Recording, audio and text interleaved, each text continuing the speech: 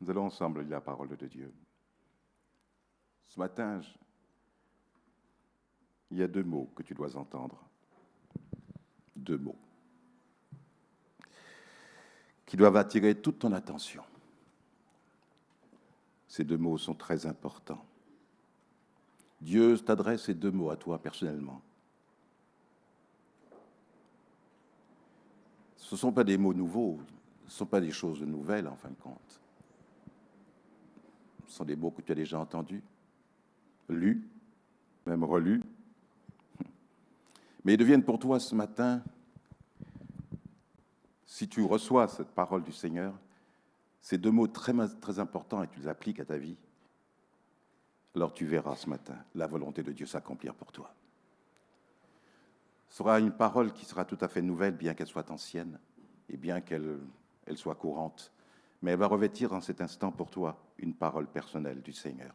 C'est dans Jean chapitre 21, versets 15 à 20.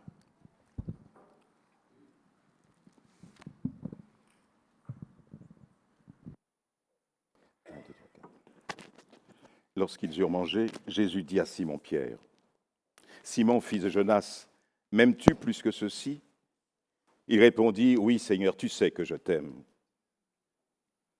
que j'ai de l'amour pour toi. » Jésus lui dit, « Nourris mes agneaux. »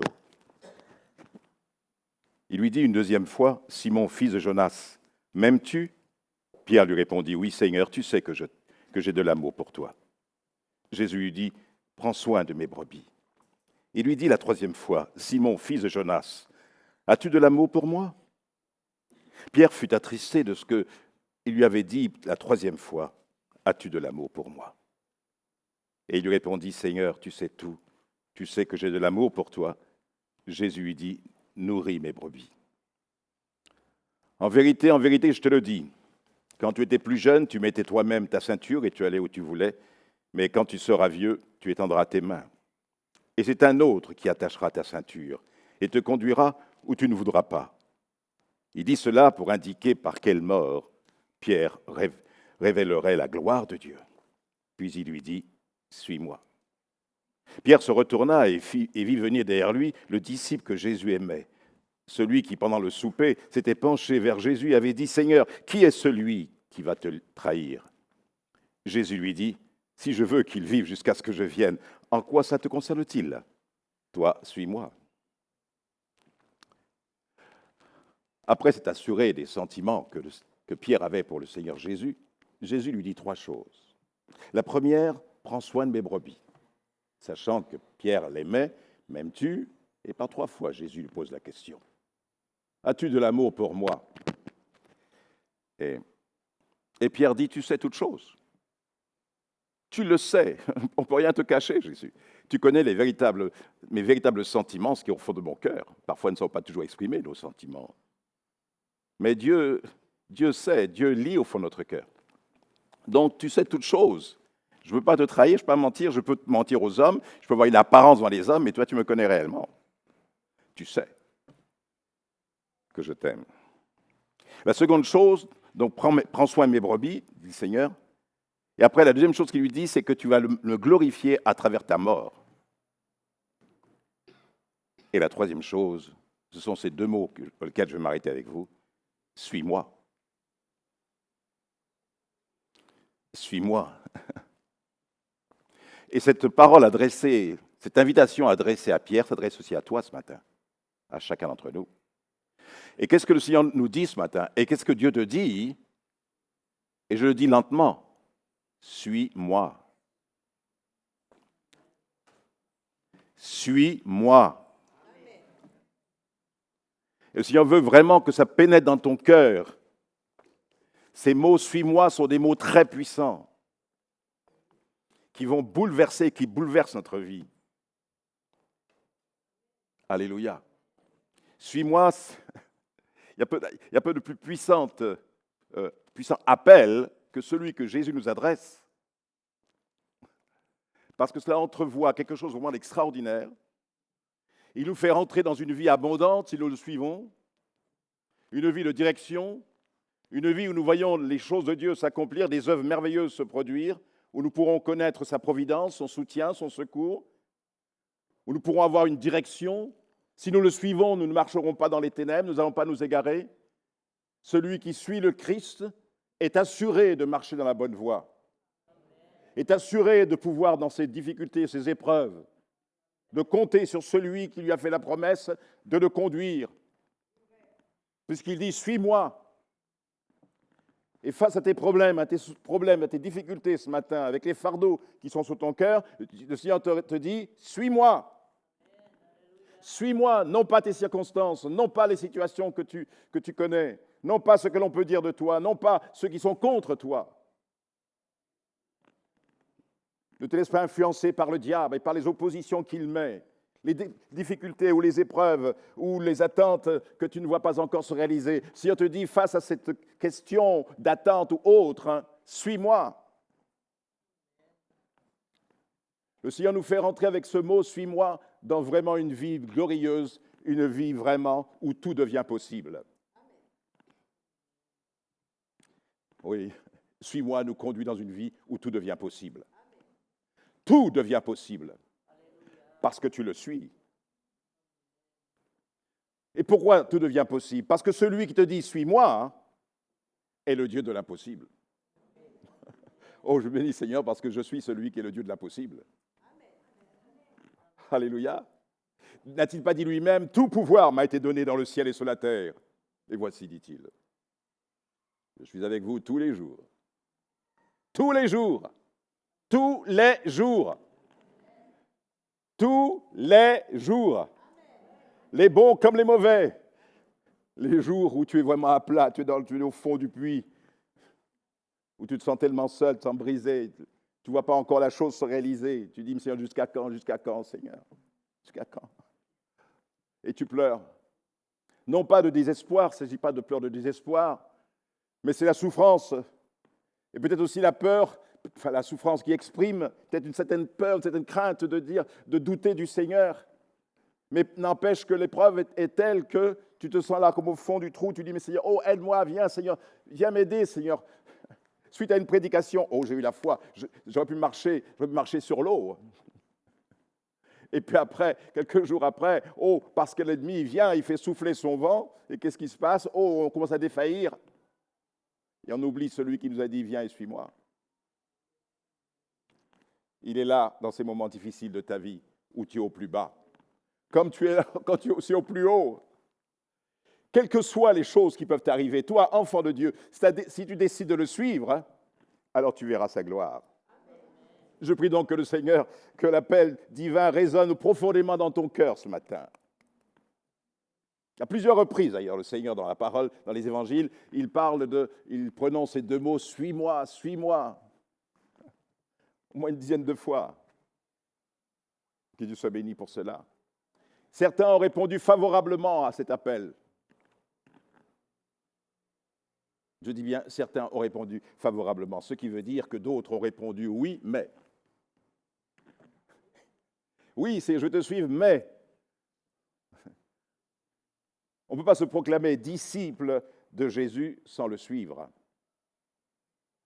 On ne peut pas recevoir du Seigneur, on ne peut pas s'attendre à lui, à ce qu'il nous dirige, à ce qu'il prenne soin de nous, à ce qu'il nous ouvre les portes, si nous ne sommes pas prêts à suivre celui qui a toutes les clés. Celui qui ouvre les portes et personne ne peut fermer. Personne d'entre nous ne sait ce qu'il va trouver sur son chemin, mais nous savons que celui qui nous conduit, il connaît le chemin. Alléluia. Dieu sait où nous allons. Dieu sait où il nous emmène. Je dis au Seigneur, Seigneur, emmène-moi là où tu es. Emmène-moi là où tu vas. Et c'est ce que je lui demande dans mes prières. Emmène-moi là où tu veux. Emmène-moi là où tu es, là où tu vas, Seigneur. Je ne veux pas aller ailleurs qu'ailleurs. Non, je veux aller là où tu vas. Je veux être là où tu te trouves. On va en reparler. Donc le Seigneur ce matin nous dit ceci, et nous reviendrons sur ceux justement qui malheureusement ont dit oui, mais ils ont rajouté un mais, et par conséquent ils n'ont pas connu ce que le Seigneur voulait qu'ils connaissent. En tout cas, j'espère qu'après ils ont changé d'avis. Mais le Seigneur ce matin veut te dire ce matin, à toi personnellement, mon frère, ma sœur, le Seigneur te dit, suis-moi. Alors vous allez me dire, mais pasteur, en ce qui me concerne, c'est ce que je fais. Je ne vois pas de choses nouvelles dans ce que vous dites là. Je ne vois pas une révélation particulière de ce que vous nous annoncez. C'est quelque chose que je connais. Je viens aux réunions régulièrement. Je lis ma Bible régulièrement. Je prie tous les jours. Je viens aux réunions aussi souvent que cela m'est permis et possible. Donc, je ne vois pas en quoi, qu'est-ce que serait autre que ce que je fais. Il me semble faire ce qui montre, qui est le fruit du fait que je suis le Christ. Il va me suivre, bien sûr. Mais mes chers bien-aimés, vous avez tout à fait raison, certainement. Certainement. Mais ce que le Seigneur te dit ce matin va beaucoup plus loin que ce que tu fais. Amen. Je viens à la réunion, je prie, je jeûne, je fais ça, par conséquent, je le suis. Mais comme je l'ai dit tout à l'heure, tous peuvent se proclamer disciples et ne pas le suivre, comme Jésus l'entend. Non pas comme je le désire, non pas comme je le pense, comme le Seigneur a dit tout à l'heure, à travers cette prophétie, se parler en langue suit l'interprétation, que certains cherchent, ce que j'ai compris, certains cherchent à avoir une approche plus importante avec le Seigneur, une approche, avoir des révélations de la part de Dieu, mais ils vont chercher cela selon leur conception, selon leur façon de voir les choses de Dieu, comment Dieu peut nous parler. Et certains vont chercher ailleurs, par des moyens humains, quelque chose qui me permet d'entendre, de recevoir, d'avoir une révélation de Dieu. Il y a de ceux qui font que prier, Seigneur, donne-moi des visions, donne-moi des songes, et tout comme ça. Mais Seigneur nous rappelle ce matin que l'important, c'est d'avoir sa parole. C'est là que Dieu nous parle, à travers sa parole. Amen. Je parlais il y a quelques années de cela, j'étais à des étudiants des Assemblées de Dieu là, à Bordeaux. On m'avait donné l'honneur d'apporter la parole aux étudiants. Et j'avais dit ceci, entre autres, c'est que si nous voulons que Dieu nous parle, il faut lire la Bible. Et ils étaient là justement pour étudier la parole de Dieu. Et si nous lisons, nous méditons et nous mettons la parole de Dieu comme le moyen par lequel la lumière, la Bible dit que c'est la lumière, c'est une lampe sur notre chemin, la parole de Dieu nous éclaire. Et quand nous disons que le Seigneur nous parle, moi je leur disais au moins 90% des fois que Dieu nous parle, c'est à travers sa parole. Le professeur vient me voir après en me disant « Oh, frère, c'est exactement ce que je leur disais l'autre jour. » Ne cherchons pas des moyens détournés, mais apprenons à écouter le Seigneur nous parler à travers sa parole par son esprit. Il nous parle par les dons spirituels et tout. Mais Dieu saura se révéler à nous comme il l'entend, comme il le veut, simplement d'avoir un cœur ouvert et ne pas chercher à tout prix des révélations et des révélations, parce que si tu cherches à tout prix des révélations, tu en auras. Mais quant à la source, c'est autre chose. Ce n'est pas le Seigneur ou le Saint-Esprit qui va t'inspirer. Ce n'est pas toi qui commandes à Dieu de dire, voilà, je veux faire ça et tu me fais ça. Je veux que tu me parles et tu le parles. Et de prendre ses pensées pour les pensées de Dieu. Et combien de chrétiens se sont égarés ou ont égaré les autres par leurs prétendues prophéties, aux paroles de Dieu, aux révélations qu'ils avaient reçues. Et tout ce qu'ils ont dit, des grandeurs et des choses qui allaient s'accomplir, rien ne s'est fait. Mais ça a glorifié la personne qui annonçait ça, montrant qu'elle était peut-être au-dessus des autres. Mais je m'appuie sur la parole de Dieu. C'est pour ça que l'apôtre Paul a dit dans la fin des temps, n'ajoutez pas foi à tout ce qui est dit, n'ajoutez pas foi à tout esprit. Il parle bien de tout esprit. On doit ajouter foi à ce que dit l'Esprit de Dieu, mais n'ajoutez pas foi, ne croyez pas à tout esprit, l'esprit humain ou l'esprit diabolique, satanique. Ne portez pas foi et soyez vigilants, et du discernement spirituel. Alléluia. Donc, ce qui est important pour nous, ce que le Seigneur désire, c'est de nous conduire beaucoup plus loin que simplement le fait de dire « je fais ça, je fais telles œuvres, je viens en réunion, je reçois des frères, j'aime la communion fraternelle, tout ça, donc je suis le Seigneur. » Et c'est vrai, je suis d'accord avec vous, oui, certainement. Mais comme je l'ai dit un instant, Dieu veut te conduire beaucoup plus loin dans la question « suis-moi ». l'appel de Jésus à suivre va beaucoup plus loin que simplement la conversion. Suivre Jésus va au-delà, je dis bien, va au-delà de la simple conversion. Où j'ai dit, je suis venu, Christ, j'ai donné mon cœur à Jésus-Christ. Je dis, Seigneur, je t'accepte comme le Seigneur, comme mon Sauveur. Et nous disons aussi comme le Seigneur. Mais c'est quand nous marchons avec lui, celui que nous apprenons, que nous l'avons accepté comme Sauveur, mais il n'est pas toujours le Seigneur. Il est vraiment le Sauveur. Il m'a sauvé de mes péchés, il m'a pardonné. Merci Seigneur parce que tu m'as sauvé. Mais est-ce qu'il est le Seigneur de ta vie? Est-ce qu'il est le maître de ta vie? Est-ce que tu le suis? Suis-moi, ça veut dire beaucoup de choses. Qu'est-ce que ça évoque? Ça évoque un engagement total et sans réserve. C'est pour ça qu'il y a beaucoup qui disent Seigneur, Seigneur, mais dit Jésus, beaucoup disent Seigneur, Seigneur, mais tous ne font pas ma volonté. Tous ne sont pas prêts à me suivre. Ils sont prêts à faire, à accomplir des actes religieux, si bien soit-il. Oh, ils aiment prier, ils aiment ceci. Mais quant au droit que j'ai sur leur vie, pour qu'ils puissent se donner totalement, entièrement à moi, pour que je puisse les conduire, pour qu'ils puissent me suivre là où je les conduis, là où je veux qu'ils soient, certains non. On ne va pas voir aujourd'hui des obstacles, mais il y a tellement d'obstacles qui nous amènent à ne pas dire oui, oui à Dieu, comme dit ce petit chœur que nous chantons parfois. Il y a longtemps, on n'a pas chanté. Je dis oui, je dis oui, je dis oui. On le chante très très bien, mais en réalité, dans la pratique, il faut reconnaître qu'on ne dit pas toujours oui à Dieu. On ne dit pas toujours oui. On dit Seigneur, mais pourquoi? Pourquoi tu veux que je fasse par ce chemin? Pourquoi je dois faire cela? Pourquoi je dois me repentir? Pourquoi lui demander pardon? Pourquoi ceci? Pourquoi donner plus? Dieu nous parle sur notre argent, pourquoi donner? Oh Seigneur, il y a déjà assez. Pourquoi partager avec les autres? Voyez-vous? Donc Jésus veut, quand il nous dit « Viens et suis-moi », il veut que nous puissions connaître un engagement total, que l'on puisse le suivre totalement. Il y a là, dans ce suis-moi, une dimension d'abandon. On s'abandonne, c'est ça. Viens et suis-moi. Quand Jésus dit à Pierre « Suis-moi », abandonne-toi à moi. Et la preuve, il pourra lui dire ensuite, après avoir dit, bien voilà ce qui va t'arriver, quand tu vas mourir, on va t'attacher, on va te prendre, on va te saisir, on va prendre ta ceinture. Avant, quand tu étais jeune, avant tu t'habillais, tu te saignais comme tu voulais, mais plus tard, quelqu'un va prendre tes mains. Tu vas étendre tes mains. Tu vas donner tes mains. On va les prendre même, on va te forcer à les prendre si tu veux résister, mais on va prendre tes mains, on va les attacher. Et ensuite, on te conduira là où tu n'as pas envie d'aller. Jésus ne reproche pas ça. Il ne dit pas, écoute, tu n'es pas spirituel, il faut te laisser faire, il ne faut pas que tu sois déçu ou triste que l'endroit où tu vas. Non, il dit, tu vas aller dans un endroit, on va t'emmener dans un endroit où tu ne veux pas aller. Et c'est vrai.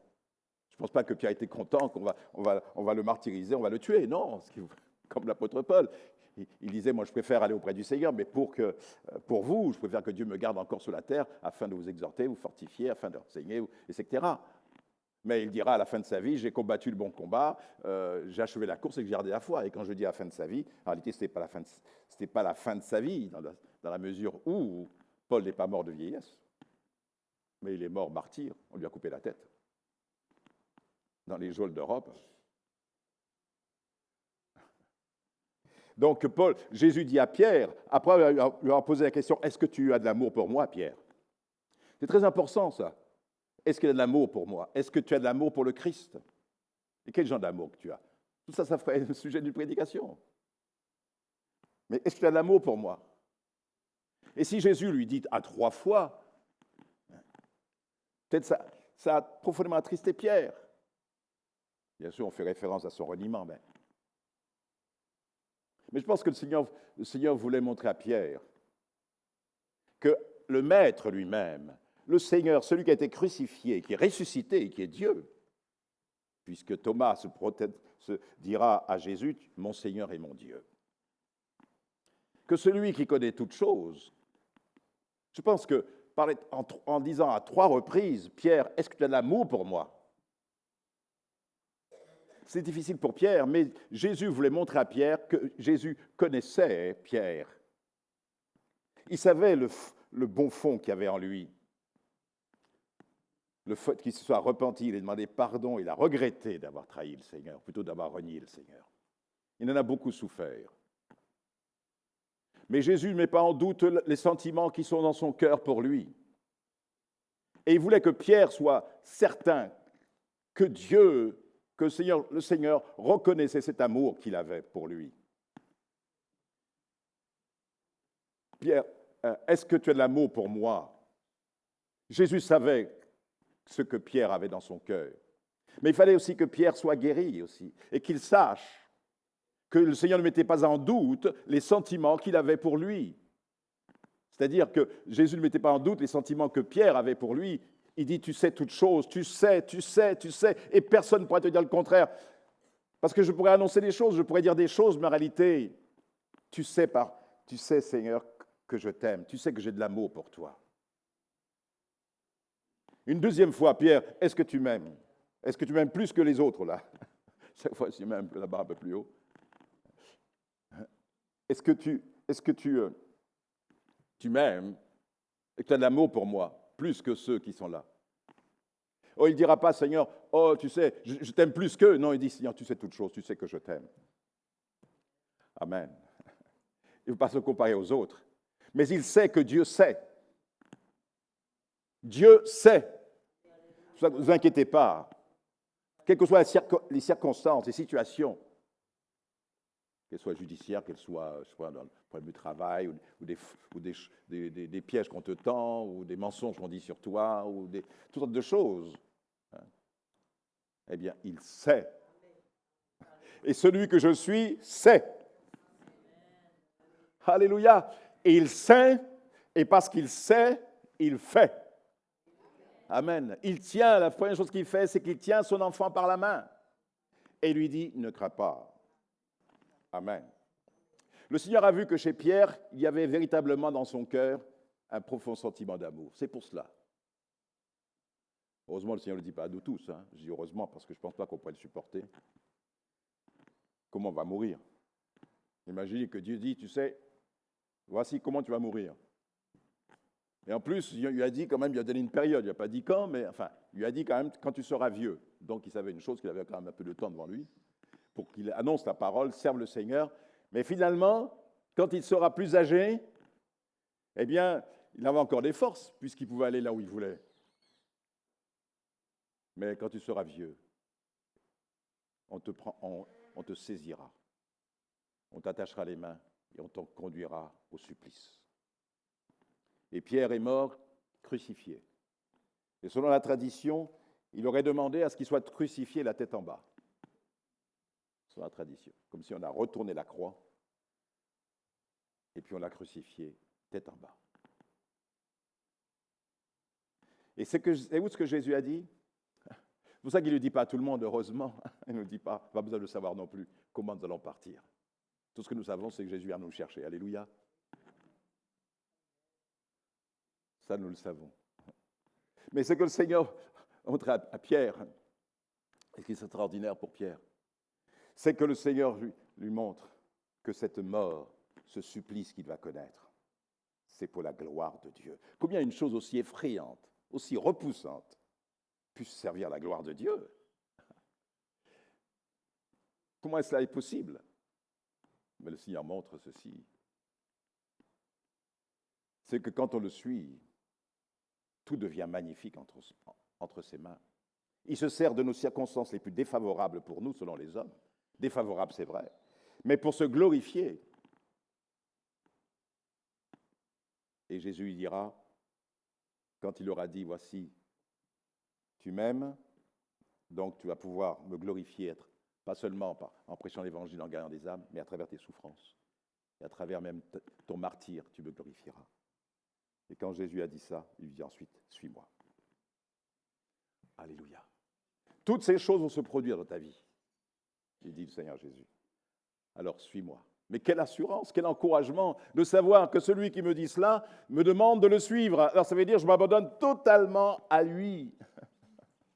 Alléluia, comme dit ce chant, nous aimons chanter, et qui exprime bien ce texte aussi, suis-moi, tel que nous le développons ce matin. Je te donne mon cœur et il ne m'appartient plus. Ce que j'ai de meilleur, c'est pour toi, Jésus.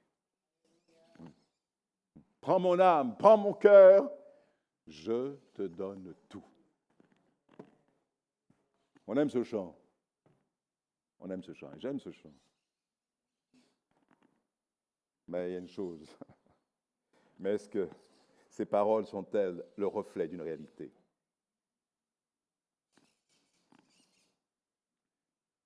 Viens et suis-moi, un engagement total. Ça veut dire je donne toute ma vie à Christ. Je lui confie la direction totale de ma vie, de mon présent, de mon avenir, de tout ce que je suis. Toute ma vie, je lui consacre. Alors, soyons honnêtes, et je veux aussi l'être. Je vais être honnête. Est-ce que, quand nous disons Seigneur, je te donne tout, je donne mon âme, je donne mon esprit, je donne mon cœur, nous le chantons, et je pense que nous sommes sincères quand nous le disons. Nous sommes sincères. Mais cette parole trouve-t-elle une réalité dans la pratique, dans le quotidien? Et je demande au Seigneur qu'il m'aide, justement aussi. Parce que ce qui se passe, c'est que nous sommes conscients, vous et moi, nous sommes conscients de notre faiblesse, qui est inhérente à la nature humaine. En tant qu'enfants de Dieu, nous sommes chrétiens, nous sommes nés de nouveau, mais n'empêche que, en pensant à nos faiblesses, à nos manquements, parfois à nos chutes, à nos péchés, à notre égoïsme, parfois à nos motivations qui sont un peu ambiguës en tant que chrétiens, ce qui nous motive à faire ceci ou cela, c'est parfois un peu ambigu, ce n'est pas toujours pour la gloire de Dieu. Eh bien, à cause de cela, à cause de ce que nous connaissons, nous hésitons, je dis bien, nous hésitons à affirmer que notre consécration au Seigneur est conforme à ce qu'il devrait être. Parce que nous avons une telle image de nous-mêmes que nous pensons que nous ne pourrons jamais tout lui donner. Mais c'est faux. Je pense qu'il ne faut pas tomber dans les pièges de l'ennemi non plus. C'est vrai qu'ici-bas, nous disons on n'est pas parfait. C'est vrai, mais ce n'est pas une excuse pour ne pas rechercher la perfection. On n'est pas parfait, mais ça, c'est le diable qui te dit, toi, tu n'es pas parfait, donc c'est normal que tu tombes. C'est normal que tu chutes. C'est normal. Non, ce n'est pas normal. Car l'apôtre dira, Jésus dira, soyez parfaits comme le Père Céleste est parfait. Mais faut-il encore comprendre ce qu'est la perfection?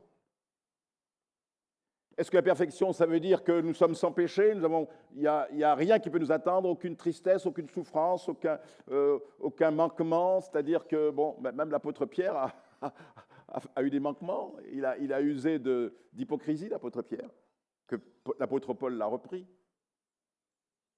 Car Pierre mangeait avec les païens, avec quelques païens, avec d'autres disciples.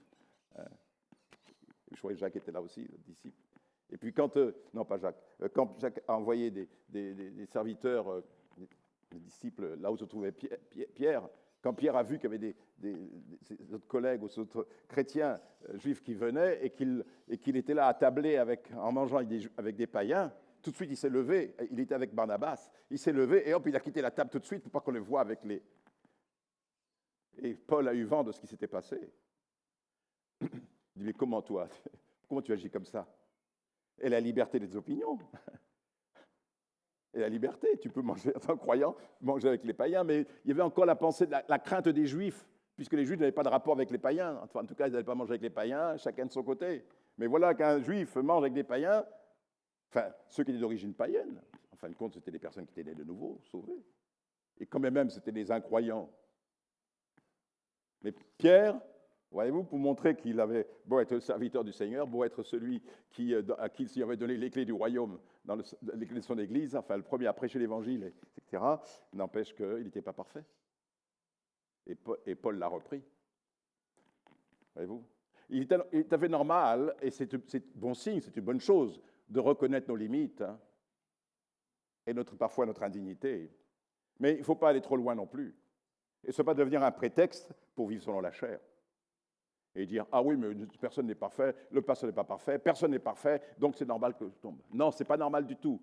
Et ça, ce n'est pas normal du tout. Au contraire, même si nous n'avons pas atteint dans la perfection ce que c'est que la perfection, mais nous devons y tendre. Nous rapprocher le plus près, le plus proche. Et on est parfait à l'instant où Dieu te dit, fais ceci, car je vais vous dire ceci. Quand Dieu te dit, fais cela, c'est qu'il sait que tu peux le faire. Amen. Et quand tu le fais, c'est là que tu es parfait. C'est que tu as accompli la volonté de Dieu. C'est ça. La perfection, c'est d'accomplir ce que Dieu veut que l'on fasse. Amen. Ce que Dieu nous montre. Sa parole nous dit faire ça, tu le fais. Et en cela, tu es parfait parce que tu obéis. Car là, suivre le Seigneur, le suivre, c'est nous soumettre totalement à ses directives, à sa volonté. C'est de lui obéir.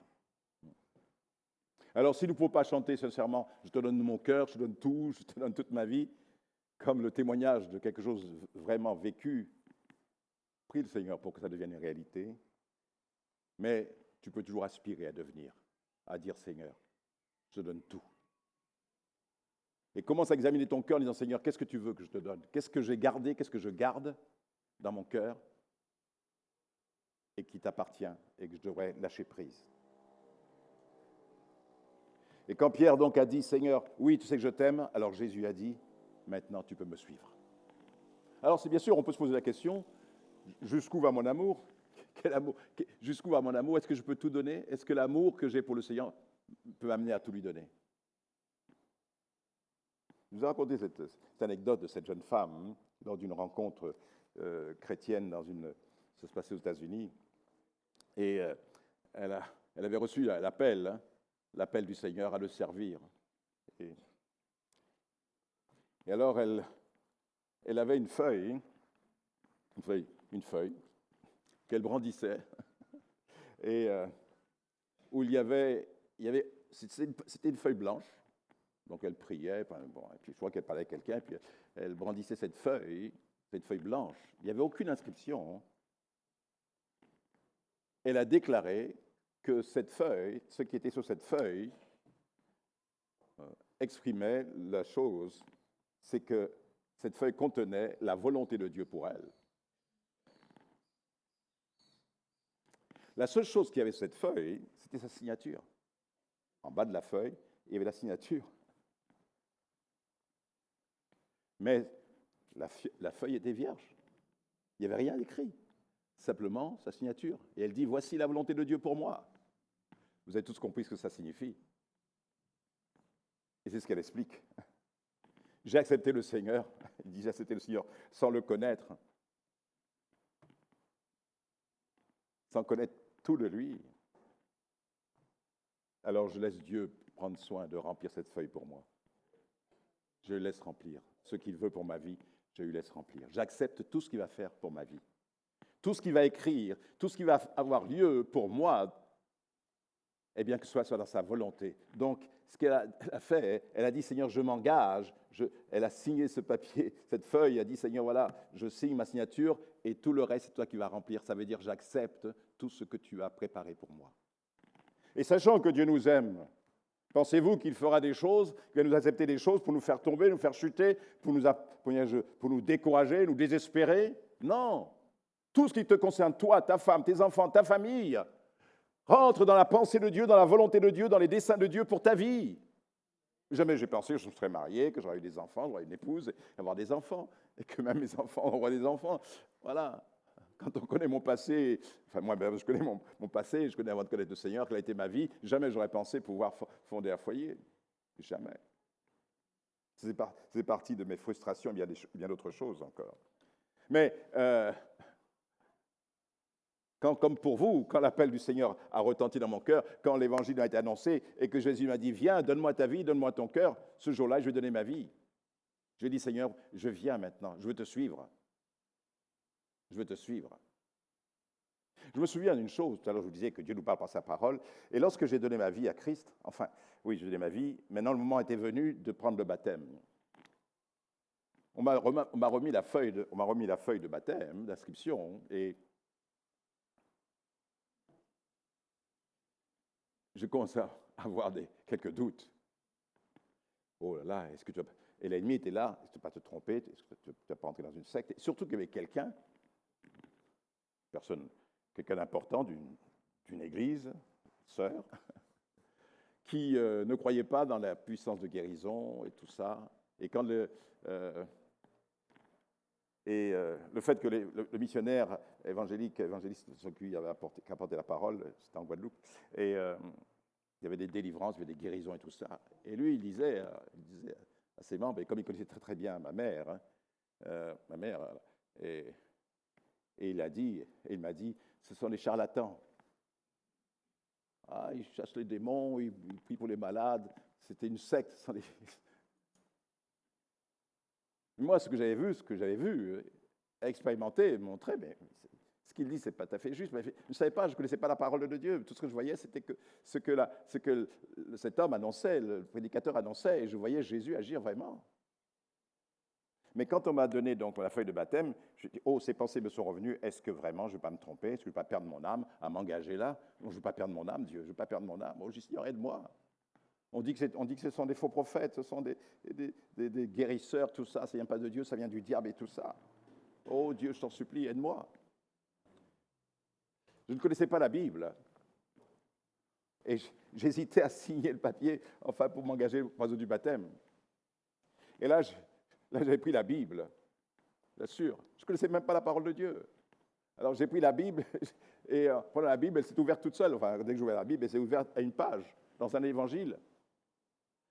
Et là, quand je regardais, mes yeux sont tombés sur ce verset où les disciples disaient à Jésus, regarde Jésus, regarde cet homme, il chasse les démons et il ne fait pas partie des disciples. Il ne fait pas partie de notre équipe. Et il chasse les démons en ton nom. Et Jésus lui dit, mais pourquoi? Quel est le problème? C'est parce qu'il n'est pas dans notre équipe que ce qu'il fait n'est pas juste devant Dieu. Il lui dit, mais tous ceux qui... il dit, lorsque cet homme prie et chasse les démons, quelqu'un qui fait les œuvres que je fais, il ne parlera pas mal de moi après. S'il chasse les démons, eh bien, il ne parlera en mon nom, il parlera pas mal de moi après. Donc, celui qui est pas contre vous est avec vous. Et là, je m'a ouvert les yeux, tu vois. Bon, ils disent que bon, cet homme, voilà, il prêche la guérison, tout ça, c'est diabolique. Il dit non, il chasse les démons. Et j'ai compris une chose, il ne peut pas parler mal de Jésus en faisant les œuvres que Jésus a faites. Et j'ai compris, j'ai dit, ok, l'important pour moi, c'est de ne pas suivre ce que dit l'homme, mais ce que toi tu dis dans ta parole. Donc je crois et je me suis fait baptiser. Alléluia. Amen. Voyez-vous, cette femme, elle se tenait sur un socle solide, une confiance indéfectible à Dieu, et elle a livré sa volonté à Dieu, au Seigneur. Toute ma volonté, je te confie, Seigneur. Je dis, c'est facile de le dire, peut-être, direz-vous, pasteur.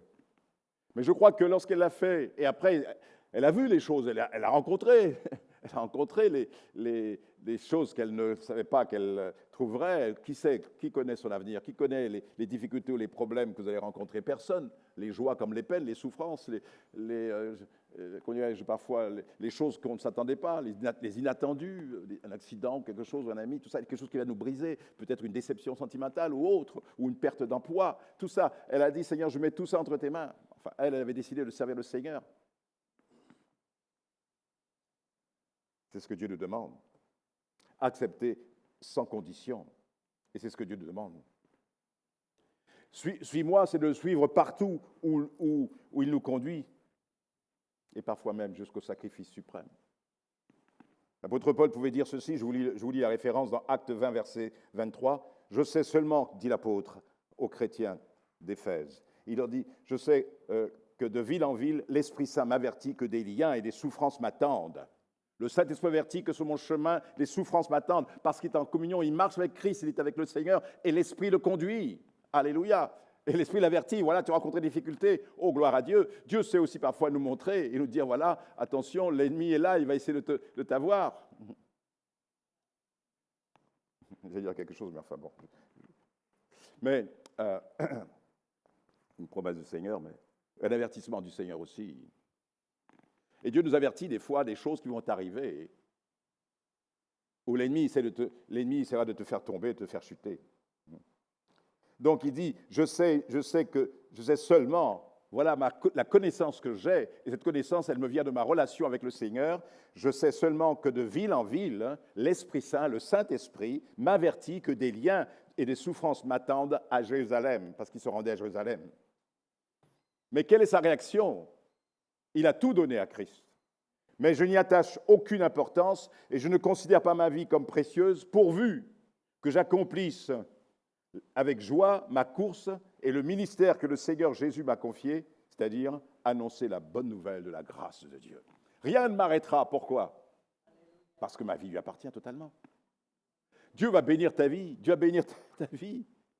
Dieu veut aussi t'appeler à son service et te dire, voilà, donne-moi ton cœur, donne-moi ta vie, donne-moi le contrôle de ton cœur, donne-moi le contrôle de ta vie, et tu verras comment je vais te conduire. Parce que suivre Christ, suis-moi, dit le Seigneur, eh bien, mes frères bien-aimés, c'est abandonner notre vie au Seigneur pour qu'il accomplisse ses desseins. C'est d'abandonner notre vie pour que ses desseins, ses projets à lui s'accomplissent. Non pas ce que je veux, mais ce que lui désire, ce qui lui plaît, ce qu'il veut faire de ma vie. C'est ce qui est important. Si tu ne donnes pas à Dieu les rênes de ton cœur, il ne pourra pas te conduire dans son plan et dans ses desseins. C'est toi-même qui te conduiras avec tes propres projets et tu verras, ça n'ira pas très très loin, en tout cas dans des situations très, très difficiles dans lesquelles tu peux te trouver après. Amen. Donc, le fait de dire, Seigneur, je te donne, je te suis, c'est une décision claire, une décision réfléchie, c'est un engagement que je prends en pleine connaissance de cause. Ça veut dire j'ai tout abandonné entre les mains du Seigneur, c'est à lui de me conduire. Quand il dit, suis-moi, suis-moi, Dieu lui dit, dans ce passage de Pierre, à 2 reprises, Jésus lui dit, suis-moi. La première, c'est quand, on vient de le dire un instant, Jésus dit, Pierre, après avoir annoncé ces 3 choses, il lui dit maintenant, Pierre, suis-moi. Et Pierre suit Jésus, et tous les deux, ils s'en vont. Et d'un coup, Pierre se retourne, et il voit que Jean est en train de les suivre aussi. Jean vient par derrière. Jean vient, il se retourne, il voit Jean qui arrive. Et alors tout de suite, il pose la question à Jésus, et il dit, Seigneur, mais au fait, Seigneur, tu sais, Jean, en fait, pour Jean, lui, tu m'as dit ce qui va arriver pour moi. Et pour lui, qu'est-ce qui va lui arriver? Ça veut dire, quel est le plan de Dieu pour lui? Mais à quoi ça te regarde, dit Jésus? Le plan que j'ai pour Jean ne te concerne pas. L'appel est individuel, le suis-moi est individuel et personnel. Je ne peux pas prendre une décision à votre place, vous ne pouvez pas prendre une décision à ma place. Alléluia. Donc, quand je veux savoir ce qu'il en sera pour l'autre, mais en quoi ça te concerne? Ça ne te regarde pas. Combien de gens ont des problèmes parce qu'ils s'occupent des affaires des autres? Allez, je vais faire un petit peu d'humour. Un peu d'humour, si vous voulez bien. Je ne sais pas si vous vous souvenez de cette histoire. Ça se passe dans une ferme. Et le fermier, il a un cheval, un beau cheval. Vous vous rappelez? Non? Bon. Il a un beau cheval, et ce cheval, il est malade. Et ce cheval, il est couché. Il ne peut pas se lever. Il ne peut pas se lever. Et alors, le fermier, il dit, bon, ben, écoute, les autres entendent, les autres animaux entendent. Il dit, ben, écoute, s'il n'arrive pas à se lever, je crois que c'est fini, il n'y a plus d'espoir pour lui. Demain, j'appelle le vétérinaire, déjà le vétérinaire est passé, ce sera fini pour lui. Et il s'en va. Et il y a le cochon qui est là. Et le cochon va vers le cheval qui est allongé. Il lui dit, allez, lève-toi, écoute, allez, fais un effort, lève-toi, sinon, tu sais, ce sera fini demain. Alors fais un effort, allez, lève-toi. Sauve ta vie. Et il encourage, allez, vas-y, lève-toi. Et puis le cheval essaie avec une patte déjà une seconde. Allez, vas-y, c'est bien, continue. Et les autres regardent aussi, tout le monde regarde, les animaux regardent. Allez, continue, lève-toi. Et puis tout à coup, le cheval se met sur ses 4 pattes. Et le cochon est content. Ah, tu vois, tu as réussi, c'est bien, tu es sauvé. Et puis, le lendemain, quand le fermier vient, qu'est-ce qu'il voit? Il voit que le cheval est debout. Il est debout. Oh, il est content. Et qu'est-ce qu'il dit? Alors, il appelle la famille, il dit, écoutez, on va faire la fête, on va tuer le cochon.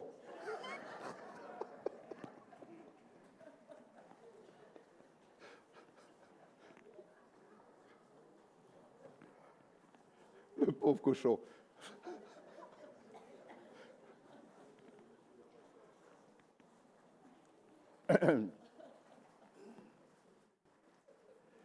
La morale de l'histoire, occupe-toi de tes affaires.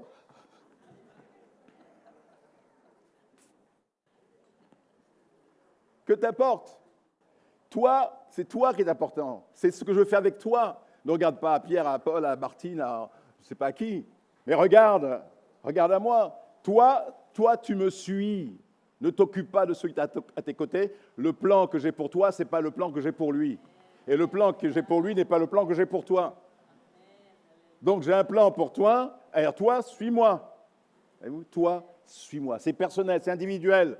Alléluia. Et je n'ai pas à m'occuper, disons, à m'inquiéter pour les autres, ni à jalouser les autres. On n'a pas jalousé qui que ce soit. On a tous reçu du Seigneur une part de sa grâce. Alléluia. Et Dieu n'est pas le Dieu de l'uniformité, mais il est le Dieu de la diversité. Le monde, la nature est diverse. Même les feuilles de ce manguier, des manguiers, il n'y a pas une seule feuille qui ressemble à une autre. Chacun est différent. Est différente. Et de même qu'un flocon de neige, eh bien, il n'y a pas un flocon de neige qui soit semblable à un autre flocon de neige. C'est extraordinaire. Ça, c'est la puissance de Dieu. C'est incroyable. Vous avez des tonnes et des tonnes de neige. Eh bien, vous prenez un microscope, vous prenez simplement, comment on dit ça, un flocon de neige, un petit flocon, voilà. Et vous passez au microscope, vous en prenez un autre, vous verrez qu'ils sont différents. Il peut y en avoir des milliards comme ça, il n'y en a pas deux qui sont semblables. Je ne sais pas comment ça se fait, mais je sais une chose, c'est que c'est l'œuvre de Dieu, c'est le Dieu de l'impossible. Je vous pose la question, chers frères et sœurs, jusqu'où vous voulez aller avec Dieu? Suivre Jésus est une réponse de confiance. Suivre Jésus est une question de foi. Alléluia. On ne peut pas suivre Jésus sans la foi. Vous comprenez cela? Il est dit, le juste vivra par la foi. Tu ne pourras pas vivre sans la foi. On doit suivre Jésus sans la foi. Il faut, tout ça que je vous l'ai dit tout à l'heure, il faut s'abandonner à lui. Le fait de s'abandonner à lui, de se consacrer à lui, eh bien, c'est la preuve que je lui fais confiance. Amen.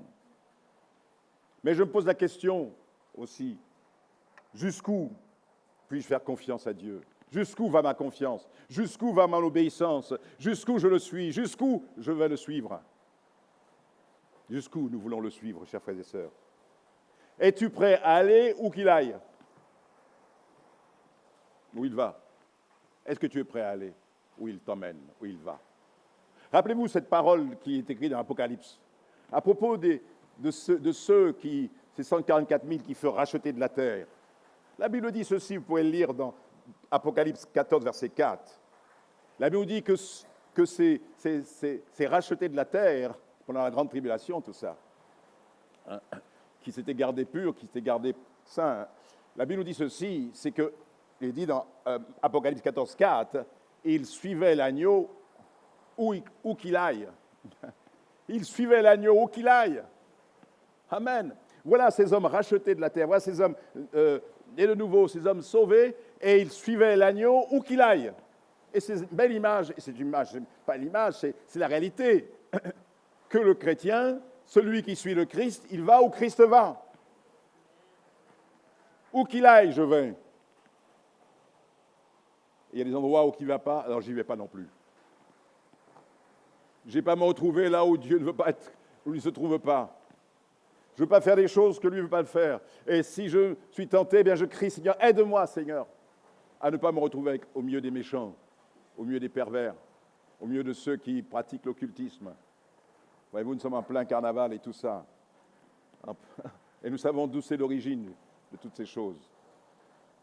Voyez-vous, et tout un pays s'arrête pendant au moins 1 mois et demi pour ça. Je ne parle pas, si c'était encore que des chars qui étaient décorés, c'est une chose, et encore, c'est une chose. Mais là, c'est plus que ça, c'est autre chose. Hein, toute la musique et toutes ces choses-là, et les clés de la ville qui sont données à Vaval, à ce démon, en fin de compte. Alors bien sûr, on va dire c'est culturel tout ça, c'est culturel, vous en faites une histoire, vous allez trop loin, c'est sûr.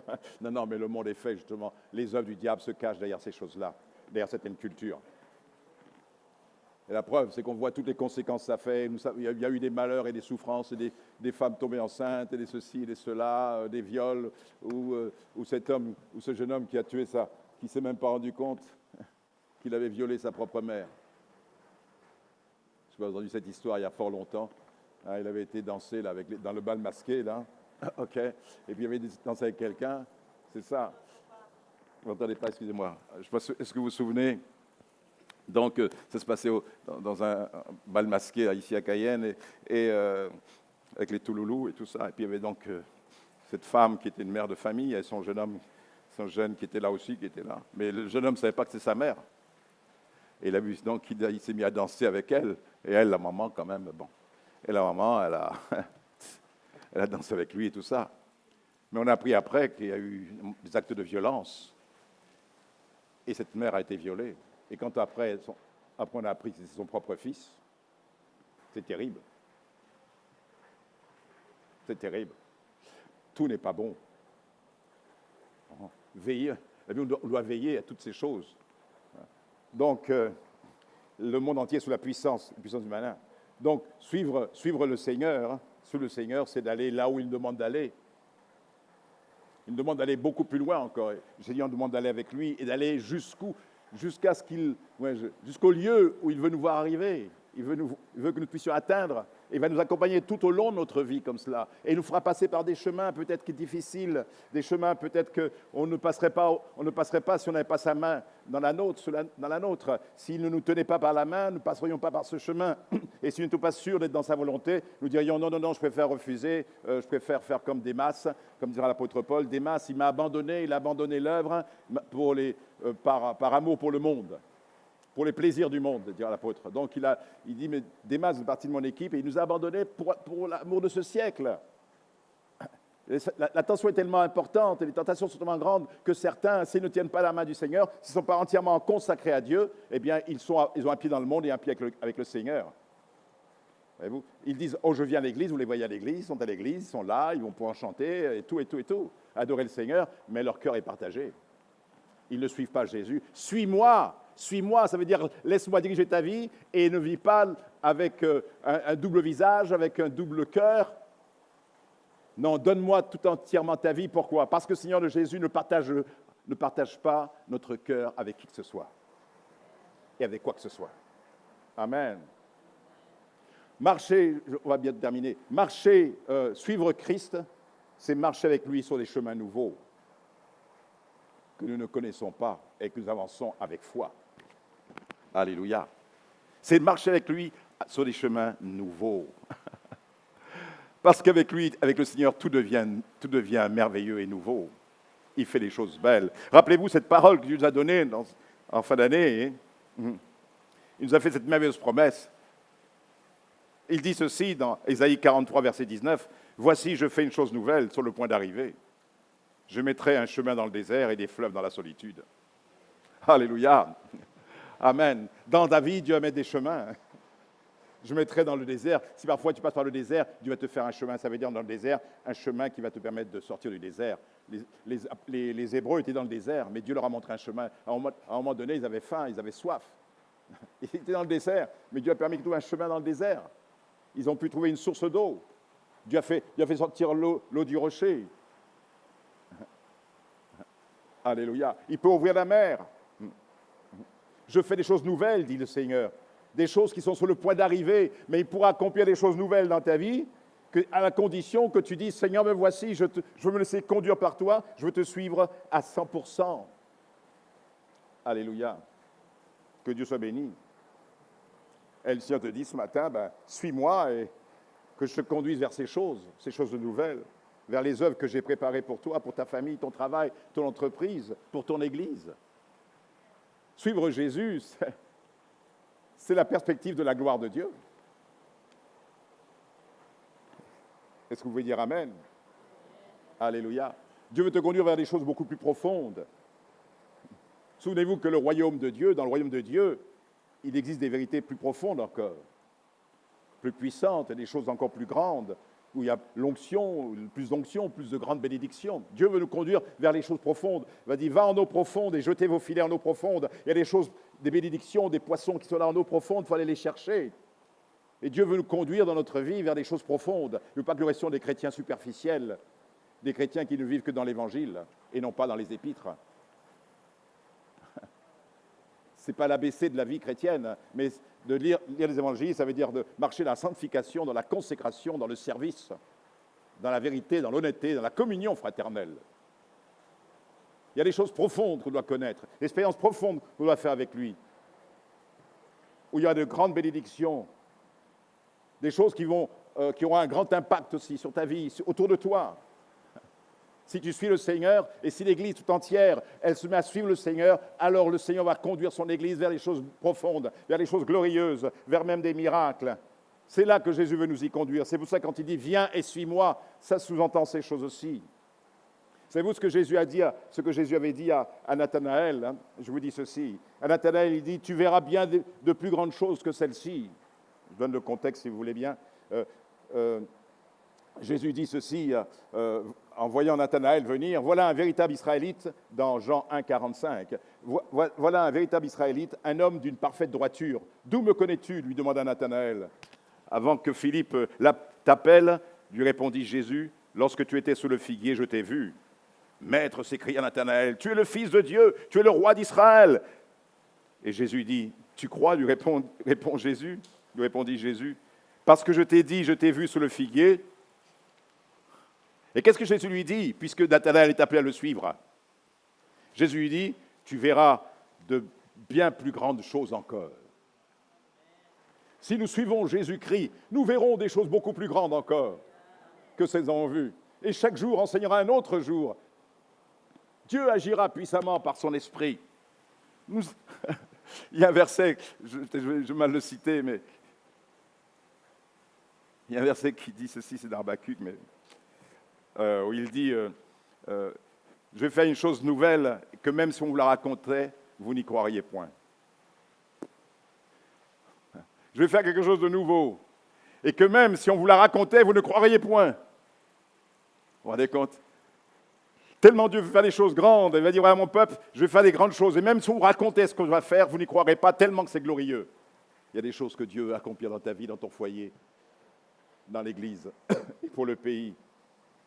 Tu verras de bien plus grandes choses. Encore, dit le Seigneur.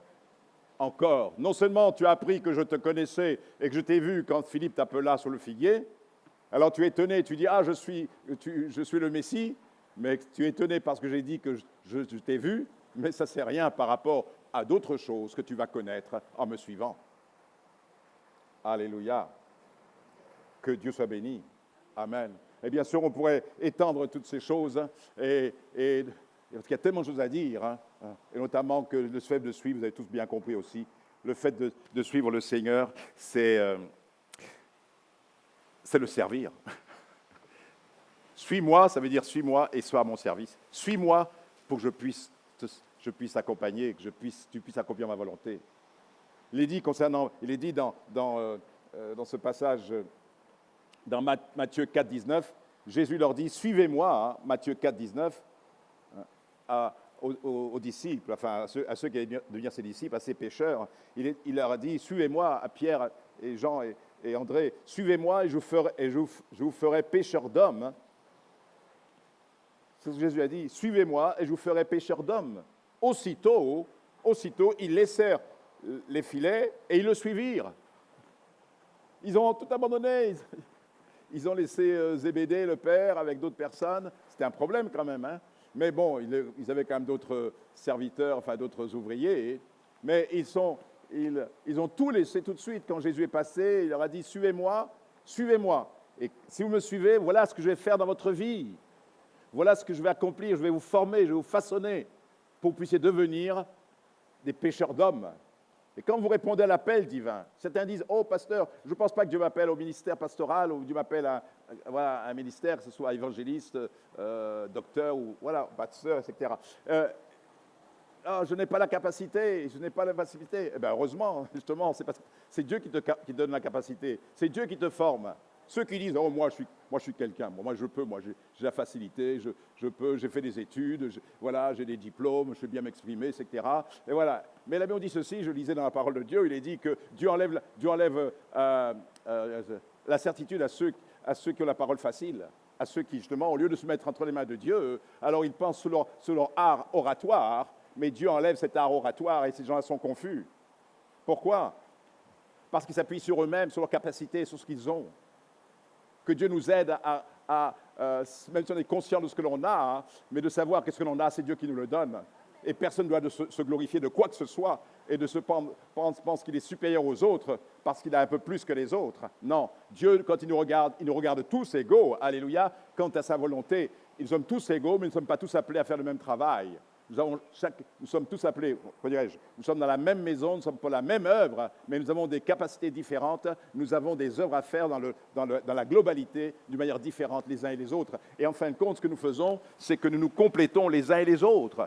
Dieu veut que l'Église soit une Église où de gens sont complémentaires.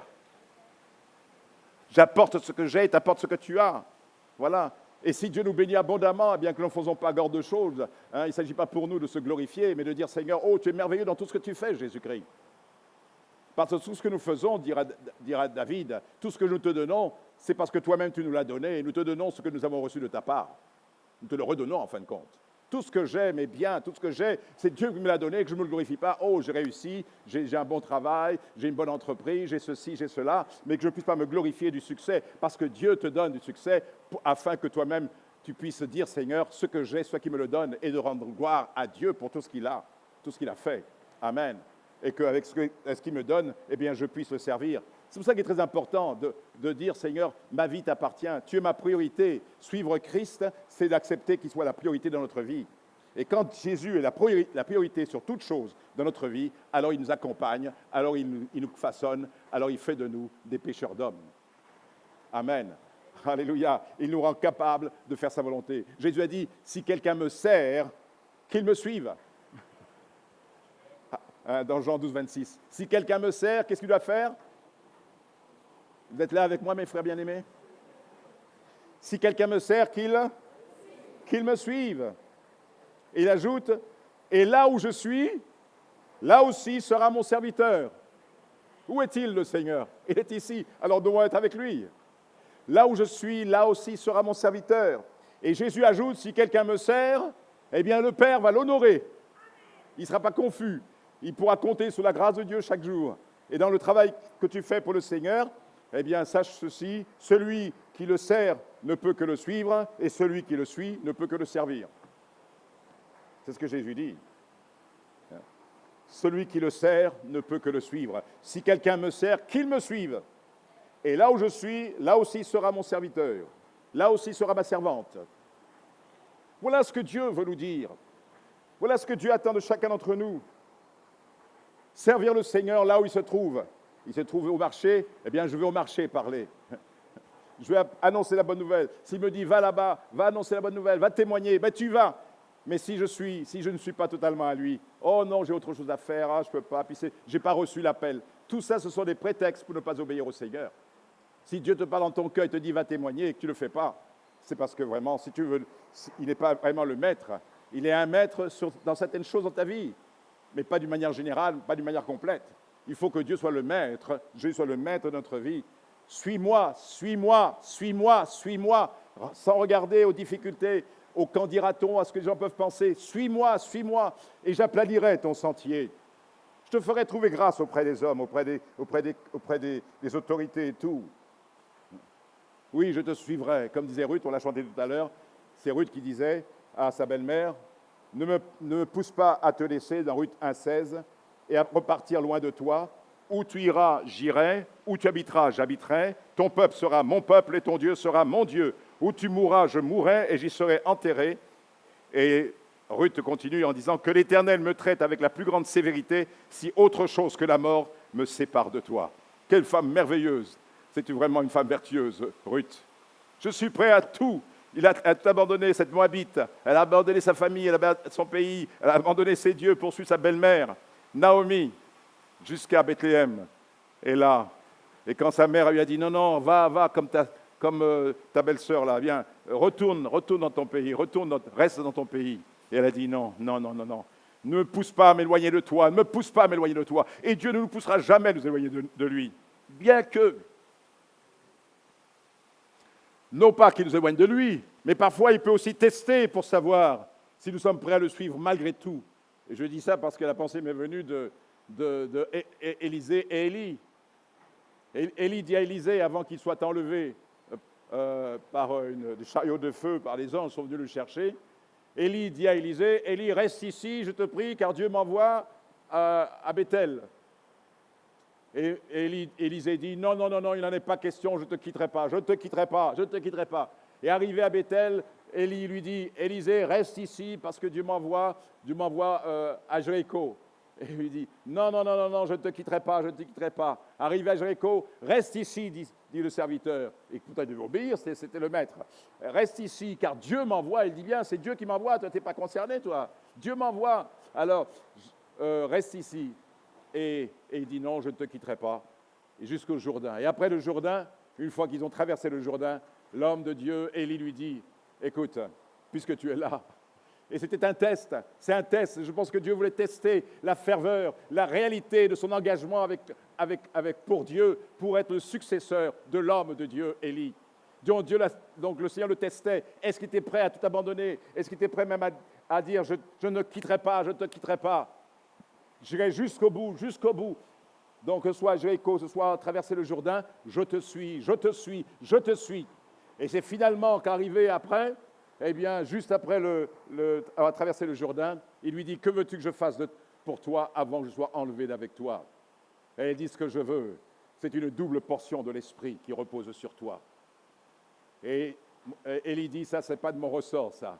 Mais ce que je peux te garantir, que si tu me vois pendant que je serai enlevé d'avec toi, cela t'arrivera. Sinon, ça ne t'arrivera pas. Oui, il y a des choses qui peuvent arriver parce que nous sommes à l'écoute, parce que nous sommes vigilants, parce que notre esprit est en alerte. Et là, nous attendons la bénédiction de Dieu. On s'attend au Seigneur. Et parce que je m'attends à lui, je vais voir. Mais si je ne m'attends pas à lui, je tourne le regard, eh bien, je fais autre chose. Je ne verrai pas quand les chars de feu, les chariots de feu vont venir, et les chevaux de feu pour enlever Élie.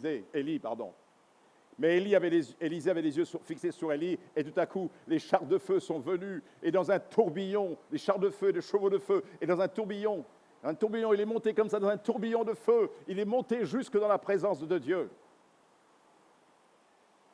Et Élisée dit, Israël, Israël, char et sa cavalerie. Et en montant au ciel, Élie, l'homme de Dieu, a laissé tomber son manteau. Alléluia, ce manteau qui était le symbole de l'autorité que Dieu lui avait donnée et le mandat que Dieu lui avait confié avec l'autorité. Alors que fit Élisée? Ce qu'il avait attendu, il n'a pas quitté l'homme de Dieu jusqu'à ce qu'il reçoive cette double portion. Il a été jusqu'au bout. Et parfois, Dieu aussi nous teste pour savoir, quand il nous dit, écoute, quand par exemple, nous ne réalisons pas qu'il est présent, on pense qu'il n'est pas là. On pense qu'il ne nous regarde pas, il ne sait pas, ou il ne manifeste pas sa présence.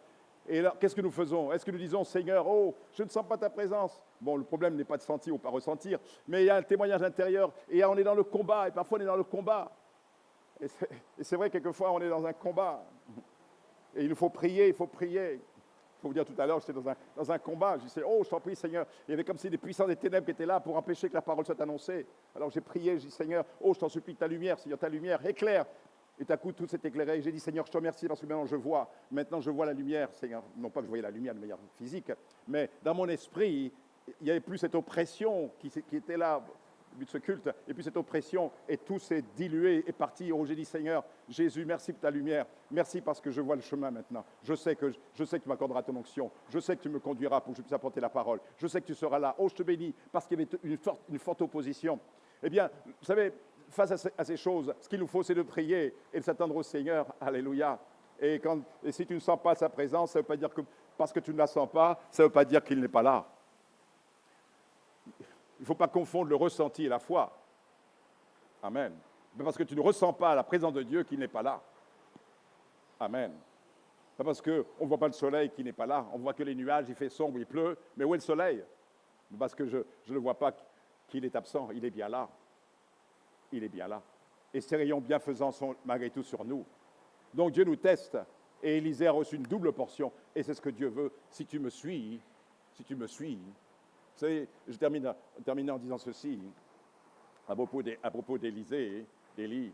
Lorsque Dieu a dit à Élie, voici celui qui a te succédé, est allé vers Élisée, qui était un cultivateur, bon. Et c'était un riche terrien. Et il travaillait avec, il était en train de labourer son champ. L'homme de Dieu vient, hein, Élie, et il prend son manteau et il le met sur ses épaules. Élisée a compris tout de suite que Dieu l'appelait, qu'il fallait suivre le Seigneur, qu'il fallait suivre Élie le prophète. En fin de compte, il fallait suivre la volonté de Dieu. Élie a mis son manteau sur Élisée. Et qu'est-ce qu'Élie va dire? Élisée dit, écoute, ok, je vais dire au revoir à mes parents et ensuite je reviens. Mais avant, il a dit, voilà, ce qu'il a pris, il a pris le char, son char, sa charrue, où il est en train de labourer, il a pris une paire de bœufs et il les a sacrifiés, il les a offerts en sacrifice. Et il a dit, voilà, et il a été dire au revoir à sa famille. Mais là où je veux attirer votre attention, c'est ce que lui a dit Élie. Élie lui a dit ceci, et c'est ce qu'il va garder au fond de son cœur pendant toutes ces années avant de devenir celui qui allait remplacer l'homme de Dieu. Il a dit ceci, tu vas aller voir tes parents, mais attention, tu vas dire au revoir, attention, pense à ce que je t'ai fait. Pense au manteau que tu as reçu. Parce que les parents sont là aussi pour nous détourner. Hein. Les parents vont dire, ah non, mais pourquoi tu veux faire ça, pourquoi tu t'engager? Quand il a fallu venir ici en Guyane, j'ai une de mes sœurs qui m'a dit, mais qu'est-ce que tu vas aller chercher en Guyane quand j'ai reçu l'appel de Dieu pour venir ici? Donc, et on m'a dit, bon, on dit, à la Guyane, il y a plein de serpents, il y a ceci, qu'est-ce que tu vas aller faire en Guyane? Jacques, tu ne veux pas rester là dans ton église en Guadeloupe, c'est à Pointe-à-Pitre, tu ne veux pas rester là-bas et tout ça. Qu'est-ce que tu vas faire en Guyane pour me décourager? Il y a une prophétie qui a été apportée par un frère que j'aime beaucoup. Il y a une prophétie qui a été apportée par un frère que j'aime beaucoup, un serviteur que j'aime beaucoup, et qui disait, toi, il avait donné une parole prophétique en me disant que Dieu t'appelait à venir en Guyane, mais tu vas rencontrer beaucoup de difficultés, beaucoup d'épreuves. Mais rappelle-toi ceci, c'est que Dieu va te donner un front dur, un front solide pour que tu puisses résister et ne pas te laisser décourager et abandonner. Il m'avait averti que j'aurais beaucoup de difficultés, beaucoup d'épreuves, mais c'est le Seigneur qui t'appelle et tu dois aller te rendre. Voyez-vous, Dieu, vous dirais-je, il est celui qui n'oublie pas ce qu'il nous fait, il n'oublie pas ce qu'il nous dit. Et je n'ai pas oublié ce qui m'a été dit. Et quand Élisée a entendu cette parole, pense à ce que je t'ai fait, eh bien, il a gardé dans son cœur pendant ces nombreuses années le fait que le manteau de Dieu avait été posé sur lui. Et quand il s'est retrouvé avec Élie pour le départ d'Élie, eh bien, quand Élie lui disait « reste ici, parce que Dieu m'envoie à tel endroit, Dieu m'envoie à tel endroit, Dieu m'envoie ». Et quand on vous dit « Dieu m'envoie », ça veut dire « bon, c'est Dieu qui t'envoie, donc tu n'as rien à faire ». Mais lui dit « non, je pense à ce qui a été fait, je pense à ce que Dieu a fait dans ma vie, je pense à ce manteau qui un jour est venu sur moi, je pense à l'attouchement divin, je pense à ce que Dieu a fait. » Donc il ne s'est pas laissé influencer par sa famille, il ne s'est pas laissé influencer par ses parents, il a quitté tout son travail et il a suivi Élie, l'homme de Dieu. Voilà. Et pendant des années, et le jour est venu où ce fut à son tour de devenir le prophète de Dieu. Que Dieu soit béni pour cela, chers frères et sœurs.